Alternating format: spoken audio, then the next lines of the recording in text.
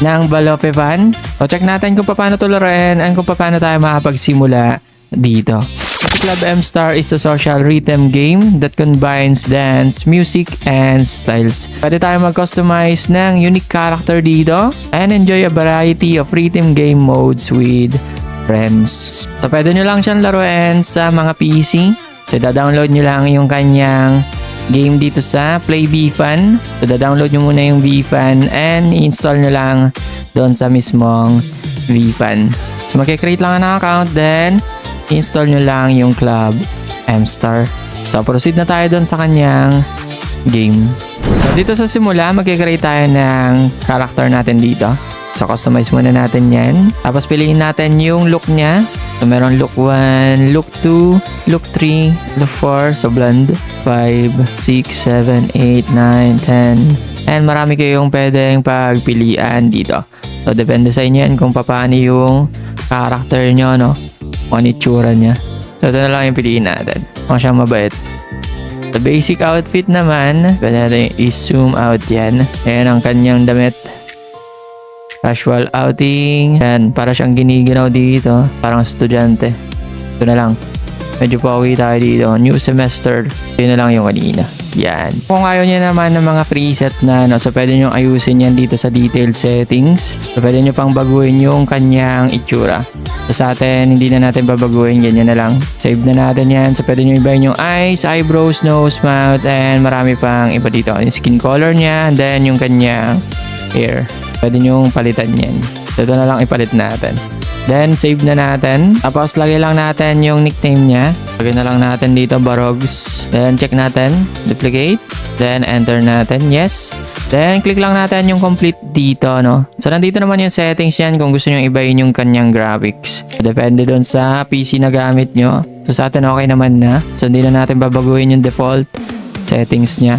Then, complete lang natin. So, once a character is created, cannot be modified or deleted. So, hindi na natin siya pwedeng baguhin or kaya i-delete.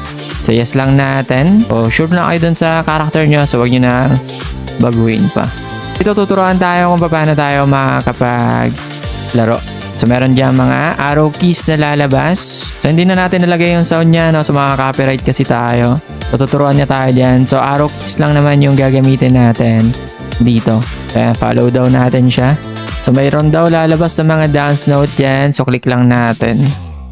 Kapag arrow dito sa kabila, so click lang natin dito yung left na arrow. So click lang natin yan. Pagka nagpop up na yung pinaka arrow. So dapat sakto rin, no? Pagka yun, kabilog na. So doon nyo lang siya i-click. So how was it? Ready to try now? So pwede na natin try yan.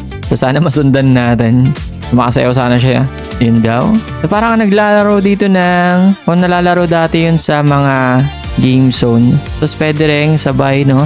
So dapat pala nadidinig mo yung sound. So yun pala yung technique dapat dito. So yun, nakasayaw siya na maayos. Medyo okay naman. Tapos wave note naman. Tuturo niya naman yung paano. So yun, ganun daw. Parang robotics. So ang nalaro natin ganito dati is yung auto jump. Kaso yun, music lang talaga yun. So hindi naman sumasayaw. Space bar. Hindi din pala natin ang space bar dito. So yan, dapat masundan natin yun. So kung ready na daw, try niya daw. So may halong space bar na siguro to. So yan, mukha naman perfect naman yung ginagawa natin. So meron tayong dalawang miss. At yan, kung okay daw, medyo nakakalito lang, no? So dapat naka-input yung headphones nyo dito para madinig nyo yung timing ng pinaka-music. So ito na yung last wave note. So yung kanina yung space key. So yan, tatry na natin yung wave dance daw. Yun, ganun pala siya. Yun, perfect. Ang galing sasayaw ni Barogs. Over how to play M-Star. Na meron naman daw skills. Tapos na tayong turuan ng dance instructor natin. So meron tayong may claim dito. Sa login lang natin yun. Finish lang. Yun yung mga na-claim natin. Beginner shield is applied for 2 hours. So meron dito sa kanyang menu, merong home garden, game, shopping mall, clan, and couple. Tapos dito naman sa kabilang gilid yung event and first pack. Tapos nandito naman yung dress room natin. Tapos meron ding mga collection ng music dito.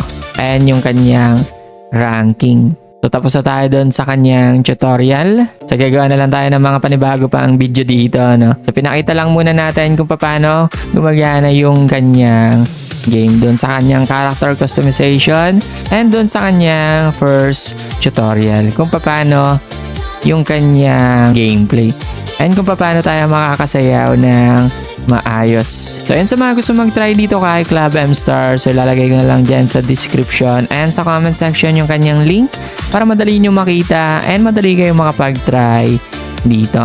So ayun, kita-kits tayo dito kay Club M Star. So good luck sa inyo guys and see you on the next video.